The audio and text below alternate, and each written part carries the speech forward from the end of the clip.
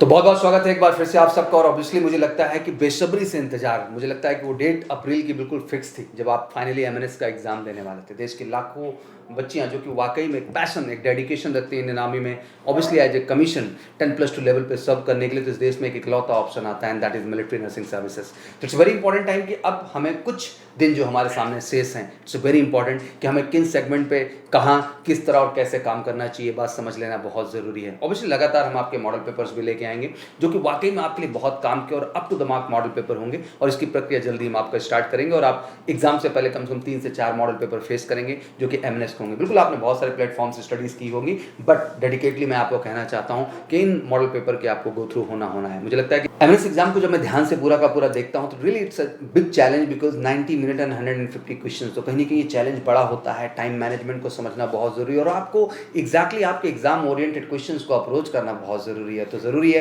कि इस समय आप वैसे ही क्वेश्चन को जो है प्रिपेयर करें जो आपके एग्जाम के लिए फायदेमंद हो। कमाल का कारवा मैंने देखा है 2017 से लेकर के अब तक हर साल औसत 5 to 10 मार्क्स का कट ऑफ बढ़ता गया। मैंने 76 से इस जर्नी को देखना शुरू किया, 76 कट ऑफ गया 2017 में, बढ़ते बढ़ते आज जब मैं 2020 की आपके सामने बात करता हूं तो कहीं ना कहीं 116 आपका जो है कट ऑफ पहुंच गया। और इस बार भी बच्चों की एक बड़ी एक्सपेक्टेशन है कि सर इस बार का कट ऑफ क्या हो सकता है, तो बिल्कुल वो 120 के आसपास होने के पूरे चांसेस बन रहे हैं। दैट मीन ये पेपर आपको सीधा बोल रहा है कि आपको 80% से एबव परफॉर्म करना है, तभी आप अपनी सफलता को सुनिश्चित कर सकते हैं। और कमाल की बात कि वो बच्चियां करके भी दिखा रही हैं, क्योंकि अगर टॉपर का स्कोर हर साल उठा के मैं देखता हूं तो 146 के आसपास, 145 के आसपास, तो मुझे लगता है कि ये कीर्तिमान खड़ा करने के लिए इस देश की बच्चियां तैयार हैं, तो आपके ऊपर भी जिम्मेदारी कहीं ना कहीं बढ़ जाती है। तो एट द लास्ट मिनट ये बहुत जरूरी कि हम आपको कुछ बेहतर गाइडेंस दें, बेहतर बातें बताएं और आने वाले मॉडल पेपर में कुछ ऐसा बेहतर परोस दें आपके लिए जो आपको बहुत मदद करे आपके एग्जाम में आपके परफॉर्मेंस को बेहतर करने के लिए और आपके ड्रीम, अपने सपने को पूरा करने के लिए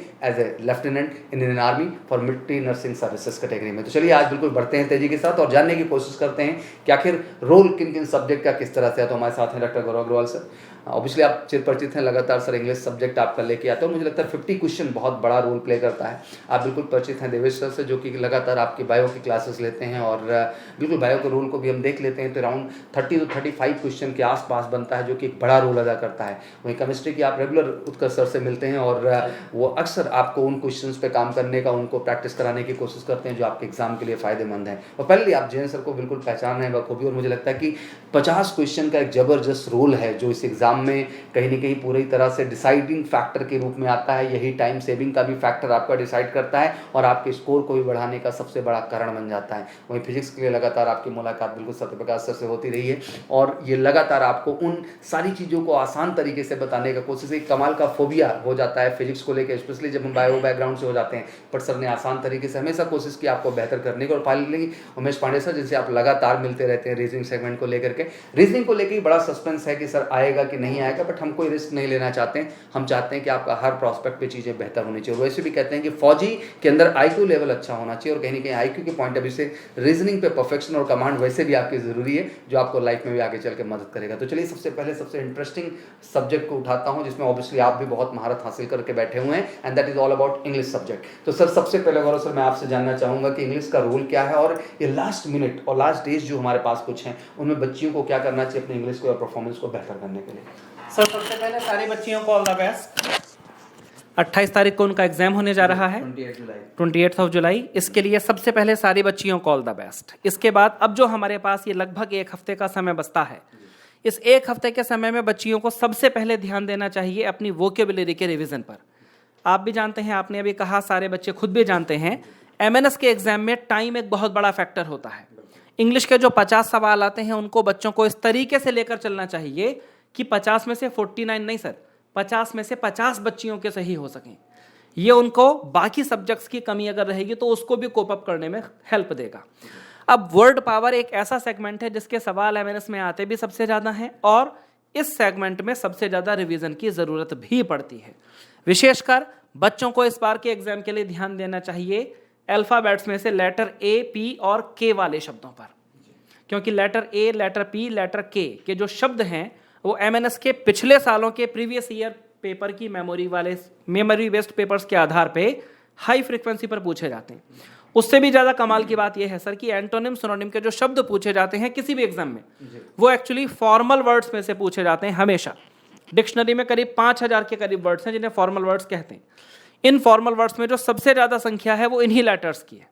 तो सबसे पहला काम तो बच्चे इस काम को कर लें, और दूसरी चीज़ बच्चे निश्चित रूप से फोकस बढ़ा दें अपनी प्रीपोजिशन, फिक्स प्रीपोजिशन के सवालों पर। ब्लैंक्स के रूप में और एरर के रूप में वही बच्चों को मिलने जा रहा है, एकदम निश्चित है ये बात। तो फिक्स प्रीपोजिशन का रिवीजन बहुत ज़्यादा करो, antonym, synonym, one word substitution का रिवीजन बहुत ज़्यादा। कितने क्वेश्चन सर, 50 में से कितने क्वेश्चन इन पार्ट से आ जाते हैं? सर वर्ड पावर की अगर हम बात करें जिसके अंतर्गत 5 सेगमेंट होते हैं, मतलब antonym, synonym, idioms and phrases, spelling error और वन वर्ड सब्स्टिट्यूशन, इन पांचों को मिलाकर 25 से 30 प्रश्न 50 में से बच्चों के वोक्यूबुलरी बेस्ड बनते हैं। तो ये बहुत बड़ा रोल होगा, सबसे बड़ा रोल है सर, अप्रोक्सीमेटली हाफ, मतलब मोर देन 50%। तो लास्ट टाइम बच्चे किस तरह की वोकैब, कहाँ से क्या मैटर पे तैयारी करें, कैसे इस कलेक्शंस को सर बच्चे बेहतर बना पाए? देखिए सर, जो बच्चे एमकेसी के स्टूडेंट हैं उनके पास तो हमारी लेक्सिकन की किताब अवेलेबल है ही। जो बच्चे हमारे स्टूडेंट नहीं रहे हैं और इस समय में अब उनको अपनी प्रिपरेशन करनी है, तो जो भी वर्ड पावर की किताब उनके पास है, उस किताब में से जो फॉर्मल वर्ड्स उनको दिए गए हैं, वर्ड के ब्रैकेट में लिखा होगा फॉर्मल, वो उन शब्दों के रिवीजन पर अपना विशेष रूप से ख्याल रखें। तो ये बहुत ज़रूरी है। सर ने बहुत अच्छी बात की कि अब बुक ऑर्डर करने का टाइम नहीं है, आपने जो बुक कलेक्शन कर रखी है बस उन्हीं के वर्ड्स को आपको रिवाइज करने की एक बार जी जी सर। अब 25-30 के बाद बाकी जो 20 क्वेश्चंस हम देख पा रहे हैं सर, वो कहाँ से हैं? उसमें सर ग्रामर के 3 बड़े सेक्शन, एक कॉमन एरर, एक इंप्रूवमेंट, एक फिल इन द ब्लैंक्स। हालांकि एमएनएस एक ऐसा एग्जाम है जिसमें कॉमन एरर के सवाल ज़्यादा नहीं आते, लेकिन फिल इन द ब्लैंक्स और सेंटेंस इंप्रूवमेंट के सवाल ज़्यादा आते हैं। एज एवरीवन नोज कि एमएनएस के एग्जाम में समय बच्चों के पास कम होता है, तो उस कम समय को देखते हुए एग्जामिनेशन बोर्ड भी बहुत लंबे लंबे सवाल नहीं देता, इसीलिए कॉमन एरर के सवालों की संख्या थोड़ी कम रहती है, ब्लैंक्स के इंप्रूवमेंट के सवालों की संख्या ज़्यादा रहती है। और 2 चैप्टर, एक चैप्टर वॉइस, दूसरा चैप्टर नरेशन, इन दोनों चैप्टर्स के कम से कम 3-3, 4-4 सवाल बच्चों को निश्चित रूप से उनके एमएनएस के एग्जाम में सर मिलने होते हैं। रीडिंग कॉम्प्रीहेंशन को बच्चे एकदम लास्ट के लिए उठा कर रखें, और रीडिंग कॉम्प्रीहेंशन में बच्चों को हमेशा ये बात याद रखनी है कि आपने एग्जाम में पहले उनको क्वेश्चन पढ़ना है, क्वेश्चन के ऑप्शन नहीं पढ़ने, केवल क्वेश्चन पढ़ना है, तब पैराग्राफ पढ़ना है, और उसमें फिर उनको आंसर्स दिखाई देंगे, उसमें फिर उनको आंसर्स ऑटोमेटिकली दिखाई दे जाएंगे। एक प्रश्न यहाँ पे बन रहा है सर कि 50 क्वेश्चन जो हैं, बच्चे क्या माइंडसेट लेके जाएंगे? 50 क्वेश्चन कितने देर में सर अप्रोच किए जा सकते हैं और कितने देर में कर लेना सही होगा? सर इन 50 क्वेश्चंस में हम सेगमेंट्स बांट देते हैं। जो वर्ड पावर वाला सेक्शन है, मान लेते हैं 25 सवाल आए, उन 25 सवालों को करने में मैक्सिमम 15 मिनट लगेगा, मैक्सिमम 15 मिनट। टोटल 50 सवालों के लिए बच्चा उठाकर रखे लगभग 30 मिनट। 3 मेजर सेक्शन पेपर के हो गए, इंग्लिश का हो गया, जीके का हो गया, साइंस का हो गया। तो इंग्लिश के सेक्शन के हिस्से में जो 30 मिनट आए, उस 30 में से 15 मिनट से कम समय में वर्ड पावर के 25 सवाल हो जाएंगे सर, अगर बच्चे का रिवीजन अच्छा है। इसीलिए मैंने कहा कॉम्प्रीहेंशन को एकदम लास्ट में, 30 मिनट का लास्ट वाला पोर्शन कॉम्प्रीहेंशन में बच्चा डाले। उसमें भी बच्चा पहले इस बात को ध्यान दे दे, कॉम्प्रीहेंशन की केवल ऊपर की 2 लाइन पढ़कर देखे, यदि पैसेज उसको समझ में आता है तो आगे चले, यदि ये समझ में नहीं आता है तो इंग्लिश के सेक्शन को पूरा मानकर अन्य सेक्शन पर आ जाए। ये भी बहुत जरूरी है कि क्या करना है और क्या नहीं करना, क्योंकि sir game of escapism very important. बच्चे को क्या करने से ज्यादा ये समझ में आना चाहिए क्या नहीं करना है, और जो नहीं करना है वो कब नहीं करना है। तो यही बैलेंस है जो पूरे पेपर को बेहतर जी। तो बिल्कुल सर, लास्ट टाइम में आपने बहुत कमाल की बात कही है, और वोकैब को लेके तो मैं यही कहना चाहता हूँ कि सेल्फ रिवीजन ही इस समय एक सबसे बड़ा रास्ता है, सबसे बड़ा रिवीजन कलेक्शन आपने बना रखा है। कॉमन एरर्स की जितनी प्रैक्टिस इस समय कर सकते हैं वो आपके लिए फाइनली फायदेमंद होगा। तो हम मोटा मोटा सर ये मान के चल सकते हैं कि 30 मिनट में आप 50 क्वेश्चन अप्रोच कर सकते हैं। 30 मिनट से कम है सर, 25 से 26 मिनट में ये 50 क्वेश्चन अप्रोच हो सकते हैं। तो आप इस चीज़ को लेकर कॉन्फिडेंट है कि आप कम से कम 5 मिनट आपके पास अपॉर्चुनिटी है जो है वो इंग्लिश सब्जेक्ट से खुद को बचा पाने का। इंग्लिश के बाद मैं अगले टाइम सेविंग की ओर बढ़ूंगा, क्योंकि अल्टीमेट मुझे पता है कि सर जनरल साइंस में जो है बच्चों को ज़्यादा समय देना है, तो मैं सीधा जीके पे जंप करूंगा इंग्लिश के बाद कि सर जीके का रोल 50 क्वेश्चन का और कहाँ से है सर, किस तरह के क्वेश्चंस हैं, और आपको क्या लगता है 50 क्वेश्चन बच्चे कितने टाइम अप्रोच कर ले जाएंगे, समय बचेगा या पूरा जाएगा, क्या ओवरऑल व्यू है सर, समझाएं।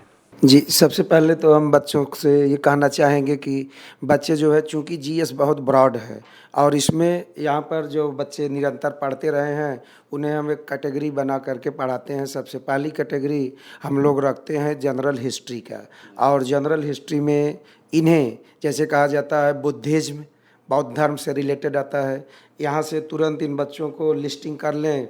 चूँकि हम लोग जो है बहुत अच्छे ढंग से इसको विश्लेषण करके यहाँ बैठे हैं। ये मेडुअल में जब भी पढ़ें तो यहाँ पर आर्ट एंड आर्किटेक्ट पढ़ें, ये अवश्य पूछता है, हमेशा से पूछता आया है, जो कि 4-5 वर्षों से हम बहुत इसको करीब से देख रहे हैं, जिसमें कहा जाता है कि यहाँ से बुक्स भी पूछ लेता कभी कभी। यहाँ पूछा गया है, अबुल फजल की भी बुक आ चुकी है, और इसके बाद इन्हें तुरंत चले जाना चाहिए फ्रीडम मूवमेंट ऑफ इंडिया पर। और फ्रीडम मूवमेंट ऑफ इंडिया में बच्चों को तो इतना ज़रूर ध्यान देना चाहिए कि 1885 से लेकर के कांग्रेस के सेशन को पढ़ें।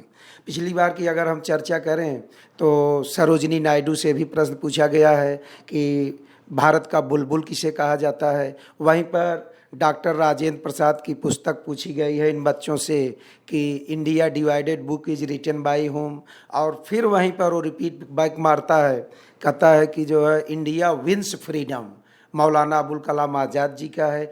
तो यहाँ इसको पूछने के साथ ही साथ ये परंपरा रही है कि जो है कांग्रेस से संबंधित या तो सेशन या उनके प्रेसिडेंट अवश्य पूछता है। और 3 एग्ज़ाम में लगातार उनसे पूछा गया है कि 1885 के जो अध्यक्ष रहे हैं अधिवेशन के, एक बार तो अध्यक्ष पूछा है WC बनर्जी, दूसरी बार तुरंत WC बनर्जी का पूरा नाम पूछ लिया गया। हमें उम्मीद है सारे बच्चे जो यहाँ पढ़े हो तो जानते भी होंगे, अन्य भी जानेंगे, जो नहीं जानते हैं बोमेश चंद्र बनर्जी उन्हें याद कर लें। और कॉन्टिन्यूअसली 7 ईयर तक जो सबसे टिपिकल प्रश्न यहाँ बन करके इनके सामने आएगा, एओ ह्यूम जी, एलन ऑक्टेवियन ह्यूम, ये निरंतर 7 वर्षों तक इसके सेक्रेटरी पद पर रहे हैं। अब जब भी ये आएगा शायद जो हम लोगों से पढ़े हैं वही बच्चे इनको सॉल्व कर पाएंगे, वरना किसी से होना नहीं है। मेरिट को देखते हुए ऐसे ही प्रश्नों को जगह देगा। और फिर इसके बाद थोड़ा से वर्ड हिस्ट्री की बात आती, जैसे first world war, second world war, या वर्ड से रिलेटेड जैसे पेंटिंग से संबंधित पूछ लेता है। तो अगर बच्चे जो है लिस्ट, हमारे बच्चे अवश्य लिस्ट बनाए हैं, ज़रूर पढ़ेंगे। अन्य से भी हमें रिक्वेस्ट करेंगे जो बताया जा रहा है उसको लिस्टिंग करके शीघ्र पढ़ लें। और अगर चूंकि मान लीजिए पहला कांग्रेस अधिवेशन पूछ रहा है तो चूंकि इसका मेरिट बहुत हाई जाता है, इसलिए हम तो 100% ट्रिकियल स्टडी कराते हैं। यहाँ पर अगर हम कहें कि 4 के तो ज़रूर हो रटें, इसको कह सकते हैं बकमई, अर्थात पहला कांग्रेस सेशन INC सेशन होता है बॉम्बे में या मुंबई में, इसी का आधुनिक नाम मुंबई है। और मुंबई में इसके जो है आप अध्यक्ष रटिए WC बनर्जी। और फिर 86 में तुरंत होता है से कोलकाता में अध्यक्ष बनाया जाता है दादा भाई नौरोजी को। अब दादा भाई नौरोजी से रिलेटेड वहाँ 3-4 पॉइंट अवश्य पूछता है। जैसे दादा भाई नौरोजी को आप grand old man of India कहते हैं, लास्ट एग्जाम में इनके पूछा गया। इस बार बहुत संभावना है कि उनकी बुक पूछ लें, who wrote the famous book poverty and un British rule in India, तो इन्हें बच्चों को जानना चाहिए। और साथ ही साथ यही एक ऐसे व्यक्ति हैं जो सबसे पहले कांग्रेस के प्लेटफार्म से स्वराज वर्ड का उपयोग किया। तो बच्चों को हम यही कहेंगे कि इसको रटें। और जहाँ तक बात आती म से मद्रास में जब 1887 में यहाँ पर अधिवेशन होता, सेशन होता है, तो इसके पहली बार मुस्लिम अध्यक्ष बनते। ये 3 वर्ष पहले आ भी चुका है और फिर आने की संभावना है कि first Muslim INC president Badruddin Tyabji. और इसी के बाद इलाहाबाद में, प्रयागराज में, अब इनको नाम मिलेगा प्रयागराज, यहाँ पहले यूरोपियन अध्यक्ष निर्वाचित होते हैं जॉर्ज यूले।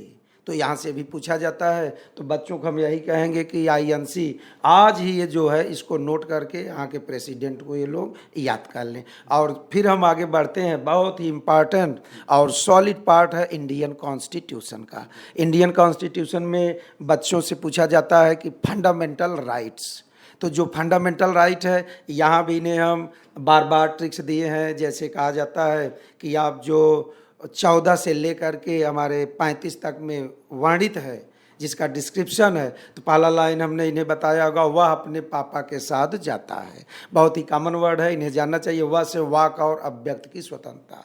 पापा मीन्स, अब ये किस में कहा गया है, तो ये प्रारंभ होता है 19 से, तुरंत आ जाएगा 20। पापा के साथ, के से कुछ प्रतिबंधों के साथ यहाँ पर इन्हें अधिकार दिया गया है। इन्हें निषिद्धियाँ भी हैं, ऐसे ये इसको याद कर सकते हैं। और फिर तुरंत इनसे पूछा, पिछली बार भी पूछा है, डायरेक्ट प्रिंसिपल्स ऑफ स्टेट, जिसको हम लोग बहुत शॉर्ट में डीपी कहते हैं। तो यह आर्टिकल 36 से लेकर 51 तक में लिखा गया है। और इसका आज ही रट लें, आर्टिकल 40, आर्टिकल 42, आर्टिकल 44, आर्टिकल 48 जो कि इन्वायरमेंट से संबंधित है, यह भी इनके यहाँ पूछा जाता है। और 51 के बारे में तो कुछ कहना ही नहीं, 51 और 51A जो कि इंटरनेशनल पीस से संबंधित है, और 51A में अमेंडमेंट करके जोड़ा गया है फंडामेंटल ड्यूटीज, ये अवश्य आता है। लास्ट एग्जाम में इनके यहाँ पूछा भी गया है, क्योंकि यहाँ भी अमेंडमेंट करके जोड़ा गया। पहले इसकी संख्या 10 हुआ करती थी, आज इसकी संख्या 11 है। तो इनसे बहुत सिंगल वर्ड में पूछता है, which is not fundamental duty. जी अच्छा जैन सर, इनमें जैसे कि एक हिस्ट्री, पॉलिटी, ज्योग्राफी पार्ट तो पढ़ना ही पड़ता है बच्चों को। जी, क्या कुछ जर्नल जो है स्टडीज भी रहता है, लाइक जो जीके टाइप की चीजें, जी, मिसलेनियस जिसको हम कहते हैं। तो मिसलेनियस में क्या क्या एस्पेक्ट जी, करें बच्चों से तो हम बार बार रिक्वेस्ट करेंगे। तो ये जो मिसलेनियस है वो तो हमारे जीएस का बैकबोन है, तो इससे तो ये जो है मुंह मोड़ नहीं सकते हैं। और इसमें अगर तत्काल में देख लिया जाए, चूँकि समय अभाव है, समय बहुत कम है, तो ये सबसे पहले करंट अफेयर्स का जो जैसे मिलिट्री एक्सरसाइज होता है, इसको जान लें।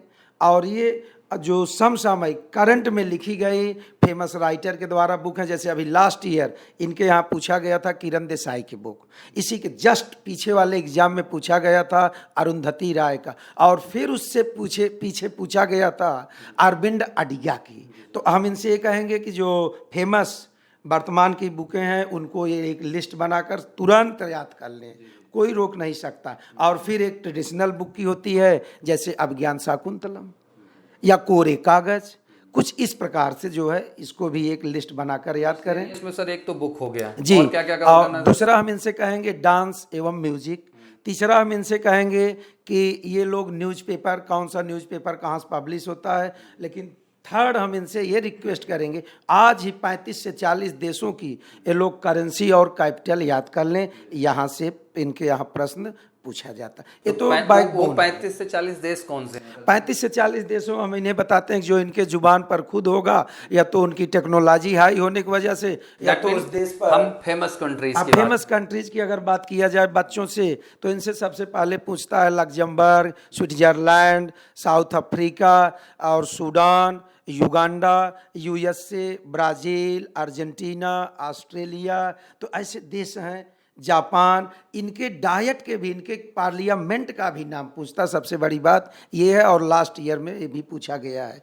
तो अगर मोटा मोटा हम लोग सर कैलकुलेट करें तो ये 50 क्वेश्चंस क्या लगता है आपको कितने बच्चे अप्रोच कर सकते हैं? हमारे बच्चे जो है इसको बहुत अच्छी तरह, पिछली बार भी हम अवगत रहे हैं कि जो हमारे सारे बच्चे लगभग 18 से 20 मिनट उनके लिए बहुत समय होता है कवर करने में। जी, चूँकि ये जो है बहुत छोटे सेंटेंस में बहुत ही अच्छा प्रश्न पूछता है, और इस पर 100% हमारा ट्रिक अप्लाइड होता है। बहुत बढ़िया।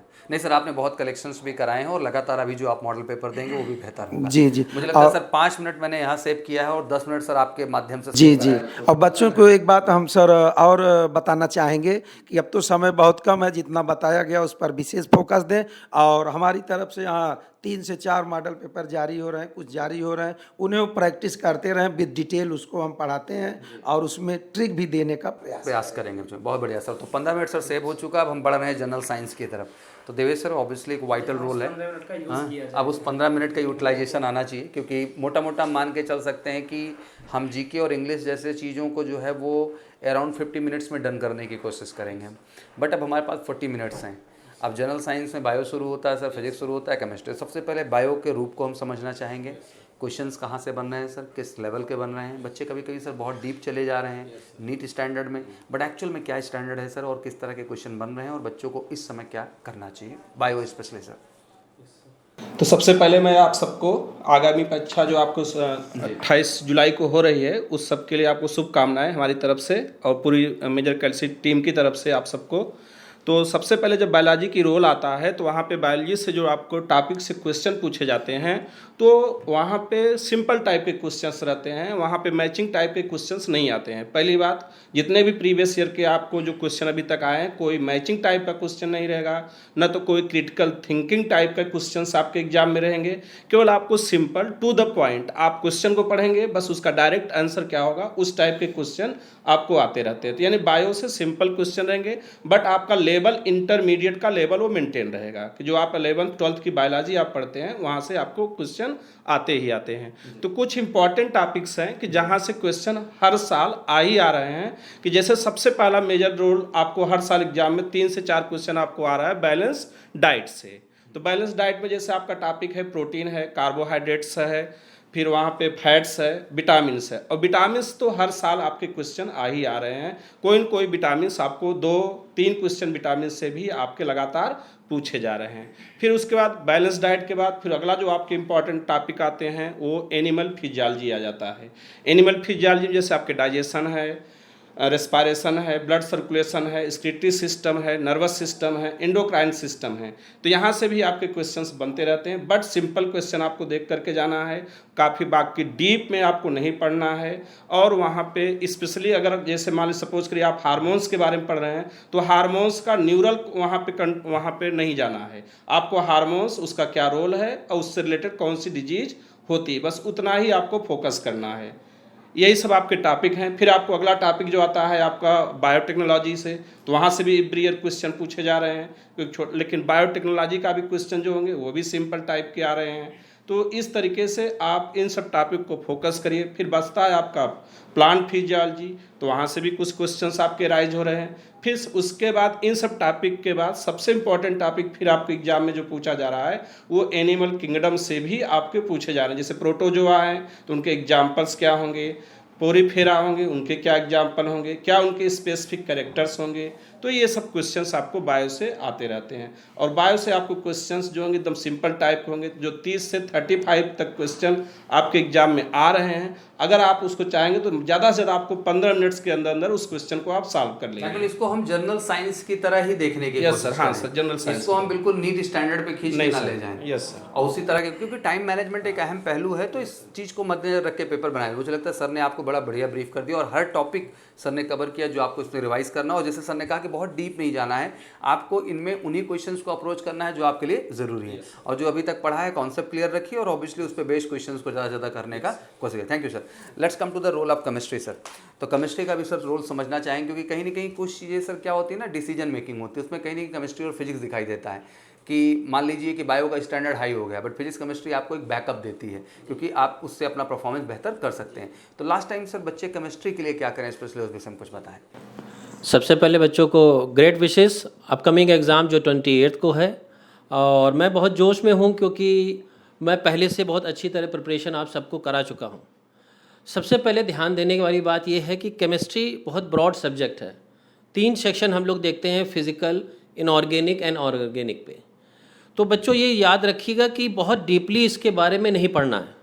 कुछ इम्पॉर्टेंट चैप्टर हैं जो आपके आने वाले अपकमिंग एग्ज़ाम के लिए बहुत ज़्यादा इम्पॉर्टेंट है। खासकर याद रखिए कि ये जनरल साइंस की तरह से है, ये नीट के आने वाले एग्ज़ाम की तरह से नहीं है। फिज़िकल केमिस्ट्री में आपको जो न्यूमेरिकल पॉइंट ऑफ व्यू से है, एक चैप्टर है बहुत इंपॉर्टेंट जो हम लोग डिस्कस कर चुके हैं, मोल कॉन्सेप्ट, इक्विवेलेंट वेट। साथ साथ हम लोगों ने पढ़ा हुआ है एटॉमिक स्ट्रक्चर, थर्मोकेमिस्ट्री, और एक बहुत इंपॉर्टेंट चैप्टर है जो जनरल साइंस से रिलेटेड है और एक बहुत ब्रॉड सा है, वो है पीएच वैल्यू, जो हम लोगों ने पढ़ा हुआ है इक्विलिब्रियम में, यानी कि अनइक्विलिब्रियम में। तो ये 4 चैप्टर आपके जो केमिस्ट्री में आते हैं फिजिकल केमिस्ट्री से बहुत इंपॉर्टेंट हैं, टू द पॉइंट्स हैं। जितने क्वेश्चन आपको कराए गए हैं उसी को कीजिएगा। आपके पास एमकेएससी की मॉड्यूल होगी, उस मॉड्यूल के क्वेश्चन को आसानी से करिएगा। आपको मॉडल टेस्ट पेपर भी मिला हुआ होगा। तो ये question to the point general science की तरीके से फिजिकल केमिस्ट्री से आएंगे। अब हम लोग आते हैं इनऑर्गेनिक केमिस्ट्री की बात करते हैं। तो इनऑर्गेनिक केमिस्ट्री में क्या रहता है, सेक्शंस हैं periodic table, DNA block, chemical bonding और कोऑर्डिनेशन केमिस्ट्री। तो बेटा सबसे पहले आप लोग ध्यान रखिएगा कि आप लोगों को पीरियोडिक टेबल, डीएनए ब्लॉक पे बहुत ज़्यादा कंसंट्रेट रहना है, क्योंकि क्वेश्चन अधिकतर उसमें आते हैं। अब बच्चों हम लोग आते हैं ऑर्गेनिक केमिस्ट्री में। तो ऑर्गेनिक केमिस्ट्री में केमिस्ट्री इन एवरीडे लाइफ बहुत इंपॉर्टेंट सेक्शन है। इस बार क्वेश्चन उससे आने के बहुत ज़्यादा चांसेस हैं। साथ ही साथ polymer, alcohol, phenol ether and carboxylic acid से। और ये याद रखिएगा उसकी केमिकल रिएक्शंस बहुत ज़्यादा आप स्टडी ना करिएगा, टू द पॉइंट जनरल पूछा जाएगा। जैसे कार्बोक्सिलिक एसिड से बात करते हैं हम लोग, तो कोई भी एसिड के बारे में पूछ लिया जाएगा कि फॉर्मिक एसिड किस में पाया जाता है, जैसे आंट में पाया जाता है, विनेगर में कौन सा होता है, एसिटिक एसिड ऐसे होता है। तो यही एक सिंपल से क्वेश्चन आपसे पूछे जाएंगे। तो बेसिक यही सेगमेंट है जो बच्चों को लास्ट टाइम ध्यान रखना है, क्योंकि सब केमिस्ट्री को लेकर बड़ा डिलेमा बच्चों का बहुत डिलेमा रहता कितना है, ब्रॉड चले बहुत जाएं। broad इवन से sections बहुत लोग है। बहुत ब्रॉड पढ़ा भी दे रहे हैं। जी जी। अब बच्चे उसमें कंफ्यूज हो जाते हैं, एग्जैक्टली उस लेवल पे वो जाके अप्रोच नहीं कर पाते जो उनको अप्रोच खासकर सर ऑर्गेनिक केमिस्ट्री में क्या है कि बहुत ब्रॉड है। जी। ऑर्गेनिक केमिस्ट्री के बारे में आप बता नहीं सकते, तो उसमें केमिकल रिएक्शंस में बच्चे उलझ जाते हैं। तो केमिकल रिएक्शंस तो आनी ही नहीं है, पहली बात तो बच्चे समझ के चलें, क्योंकि आपके पास मुश्किल से ये क्वेश्चन 10 मिनट्स में ही होने हैं, उससे ज़्यादा समय आपको नहीं देना है। तो ये आप मान के चलिए केमिकल इक्वेशंस रहेगी तो क्वेश्चन वैसे ही बड़ा हो गया। तो इसलिए आपको ध्यान देने वाली बात है कि जनरल पूछा जाएगा, उस कंपाउंड्स के बारे में पूछा जाएगा, उसका यूज़ पूछ सकते हैं। तो बस हम ये भी सर एक्सपेक्ट करें कि जो मॉडल पेपर आएंगे उसमें उस लेवल के क्वेश्चंस आप बच्चों को कराएंगे जो बिल्कुल बिल्कुल बिल्कुल आप बच्चों को जरूर मिलेंगे। Thank you sir. प्लीज अब फिजिक्स के रोल को देख लेते हैं, then finally come to the reasoning. Physics एक थोड़ा सा फोबिया भी है बच्चों का, एंड थोड़ा कम पढ़ते हैं बच्चे यहाँ, जैसे कि देखने को भी मिलता है। उन्हें लगता है कि क्वेश्चंस कम आएंगे, बट मुझे लगता है कि 1 नंबर 2 नंबर 3 नंबर इस बार डिसाइडिंग रहे कि बच्चे 110 तक पहुँच गए, बच्चे 114 तक पहुँच गए, बट 1 नंबर 2 नंबर से वो मात खा गए सर। और उसमें कहीं ना कहीं फिजिक्स केमिस्ट्री ने एक रोल प्ले किया है। तो फिजिक्स का एक शॉर्ट रोल समझाइए सर, और लास्ट टाइम बच्चे क्या करें उसके विषय में बताएं। Thank you sir. तो पहले तो best wishes for the students who are appearing for the examination. और सर ने जैसा बताया कि फिज़िक्स का जो रोल है फिज़िक्स और केमिस्ट्री का, तो वो डिसाइडिंग फैक्टर होगा। मतलब कि लगभग 15-16 सवाल जो आएंगे आपके फिज़िक्स और केमिस्ट्री के, तो मतलब आपने 134 कर लिया, 135 कर लिया, लेकिन कहीं ना कहीं ये ऐसा होगा कि आपको रैंक सुधारने का मौका देगा। और रही बात फिज़िक्स की, तो फिज़िक्स में उतने डिफ़िकल्ट क्वेश्चंस भी नहीं आते हैं, 1 लाइन क्वेश्चंस होते हैं। जैसे कि अगर मान लें कि फॉर एग्जांपल अगर हम कुछ एग्जांपल लेते हैं जैसे कि ऑप्टिक्स से, तो बोला जाता है कि लाइक लेंस को अगर हम लोगों ने सबमर्ज्ड कर दिया किसी लिक्विड में, तो अगर दोनों का रिफ्रैक्टिव इंडेक्स 1 हो जाए तो पूरा कॉम्बिनेशन कैसा बिहेव करेगा। फिर कुछ ऐसे ही प्रैक्टिकल एग्जांपल्स हो जाते हैं जैसे कि सिरिंज कैसे काम करता है, ठीक है। उसके बाद जो ईसीजी मशीन होती है वो कैसे काम करती है, वो कौन से प्रिंसिपल पे काम करती है। तो कुछ ना कुछ क्वेश्चंस ऐसे रहेंगे सर जो मेडिकल फील्ड से रिलेटेड हों। तो यहाँ पर भी फिजिक्स में भी बहुत ज़्यादा पढ़ने की ज़रूरत नहीं है, बस जनरल साइंस टाइप के जो प्रश्न हैं, जो क्वेश्चंस हैं, 1 लाइनर क्वेश्चंस हैं। कुछ डिवाइसेस के एप्लीकेशंस पूछेगा कि कौन से एप्लीकेशन पे काम करता है, और कुछ न्यूमेरिकल हो सकते हैं। अगर न्यूमेरिकल भी आते हैं तो डायरेक्ट वैल्यू बेस्ड रहेगा, ऐसा नहीं कि उसको सॉल्व करना है। जैसे कि सपोज अगर पूछ दे कि अर्थ का मास क्या होता है, तो अब उसे तो कैलकुलेट करना नहीं है, वो तो नॉलेज बेस्ड है। तो वो सारी चीज़ें अगर आएँ तो आपको डायरेक्ट वैल्यू बेस्ड क्वेश्चंस आएंगे, वो बस आंसर देख के मार्क कर देना होगा। और जितने भी 1 लाइनर क्वेश्चंस होंगे वो एक बहुत ही सिंपल होंगे, तो उनके लिए ज़्यादा चिंता करने की जरूरत नहीं है। तो इंटरेस्टिंग अब सर यही वादा हम कर सकते हैं कि बच्चों को मॉडल पेपर में हम ऐसे क्वेश्चंस का कलेक्शन देंगे जो इनको फाइनल एग्जाम में जो है। हाँ, तो मॉडल क्वेश्चन पेपर में वैसे ही लगभग 8 से 10 क्वेश्चंस जाएंगे, तो वो आप लोग देख सकते हो कि लाइक कैसे क्वेश्चन पूछे जाते हैं और कैसे उनको अटेम्प्ट करना है, और बहुत बड़ी चीज़ नहीं पूछते हैं। चलिए, तो be confident about the physics, sir collection देंगे और उससे आप बेहतर कर पाएंगे। श्योर सर रीजनिंग के रोल को लेके एक डिलेमा चलता रहता है, आएगा कि नहीं आएगा, एंड ऑब्वियसली लास्ट टाइम भी फीडबैक जैसा रहा कि नहीं आया, इस बार भी बच्चे डिलेमा में हैं। तो हम किसी तरह का रिस्क फैक्टर नहीं लेते, मुझे लगता है कि हर चीज़ को आपको तैयार करके जाना है। वैसे भी जब हम जीके के टेस्ट को वहाँ एनालाइज करते हैं तो एक तरीके से जनरल इंटेलिजेंस के तौर पे देखा जाता है, और जनरल इंटेलिजेंस जब वर्ड आता है तो सर जनरल नॉलेज ही नहीं, कहीं ना कहीं रीजनिंग फैक्टर भी वहाँ पे क्या हो जाता है सर, ऐड हो जाता है। तो रीजनिंग के किस तरह के क्वेश्चन हैं इनके बन सकते हैं, कौन कौन टॉपिक भी बन सकते हैं, और लास्ट टाइम बच्चे कैसे प्रैक्टिस करें सर उसके लिए? असल में सर जो जीके का पार्ट है वो कह सकते हैं कि रीजनिंग भी एक जीके का ही पार्ट माना जाता है। ओवरऑल अर्थमेटिक और रीजनिंग ये एप्टीट्यूड टेस्ट में आता है, और किसी भी एग्ज़ाम में इसको इसीलिए रखा ही जाता है कि कॉमन सेंस होना चाहिए सबका। तो अब सबसे बड़ी समस्या यहाँ पे ये आती है कि अब बच्चों को लगता है कि रीजनिंग के जो सिलेबस है ओवरऑल 28 चैप्टर जो कि जनरली पढ़ाया जाता है, अब 28 चैप्टर में ये डिसाइड करना कि हमारे एग्ज़ाम में कौन आएगा, ये थोड़ा सा बच्चों के लिए ज़्यादा कॉम्प्लिकेटेड हो जाता है। लेकिन मैं ये बात पूरी तरह से क्लियर कर देना चाहता हूँ कि मात्र इनको 2 चैप्टर पे फोकस करना है, केवल ब्लड रिलेशन और एक नंबर सीरीज। मतलब 2 टॉपिक केवल ध्यान रखना है, ब्लड रिलेशन और नंबर सीरीज आपको रखना है इसमें, बिल्कुल 100% इनको इतना मैं कॉन्फिडेंट कर दे रहा हूँ कि अगर ये 2 चैप्टर पे कमांडिंग बना के जाते हैं तो अगर क्वेश्चन आना भी है तो सिर्फ यहीं से आएगा।